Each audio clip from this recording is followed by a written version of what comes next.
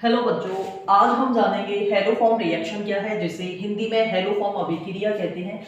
ये क्या होती है और कौन कौन से कंपाउंड्स इस रिएक्शन को देते हैं, तो वो भी जान लेते हैं। पहले आप लोगों को पता होना चाहिए। देखो, ये है कार्बोनाइल ग्रुप। ठीक है, ये कौन सा ग्रुप है? Carbonyl group. तो ऐसे कंपाउंड्स जिनमें कार्बोनाइल ग्रुप से कम एक मिथाइल ग्रुप जुड़ा होगा, तो वो हेलोफॉर्म रिएक्शन देंगे।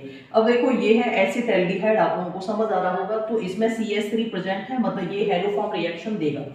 बाकी अगर इस तरह की कंडीशन है, मतलब कीटोन है, अब यहाँ तो आपको दिखाई दे रहा होगा दो तो CH3 है, तो ये तो देगा ही, मतलब दो तो मिथाइल है, ये भी हेलोफॉर्म रिएक्शन देगा।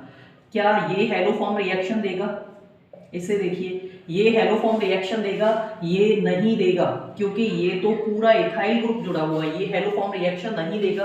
तो आपको समझ में आ गया होगा, ऐसे कंपाउंड्स जिनमें कार्बोनाइल ग्रुप से कम एक मिथाइल ग्रुप जुड़ा होगा, तो उसको वो मतलब हेलोफॉर्म रिएक्शन देगा। अब ये रिएक्शन होती क्या है वो समझ लेते हैं। हेलोफॉर्म बनता है, मतलब हेलोफॉर्म रिएक्शन में क्या होता है? हेलोफॉर्म बनता है। तो ये लिया है हमने NaOH, और ये लिया है हेलोजन, मतलब कोई सा भी हो सकता है, Cl Br I, ठीक है, इनमें से।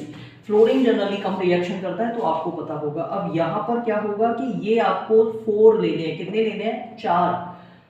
और ये लेने हैं आपको 3। तो ये रेशियो पता होना चाहिए, 4:3, मतलब 4 NaOH लेने हैं, 3 क्या लेने हैं? हेलोजन। अब इसमें होगा क्या? देखो, एक मिथाइल ग्रुप तो हेलोफॉर्म का निर्माण कर देगा, फॉर्मेशन करेगा, मतलब CHX3 बना दिया इसने।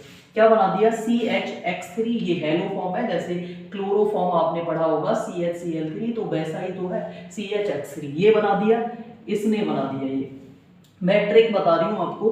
बाकी देखो, इतना पूरा पोर्शन बॉन्ड यहीं से तो स्प्लिट हुआ है, इसका मतलब तो ये वाला portion CH3 C double bond O ऐसे लिख दिया मैंने। अब आपको पता है कि एक बॉन्ड की यहां कमी हो रही है, तो यहां से जो NaO, एक ONa यहां आके ऐड हो जाएगा इस तरह से।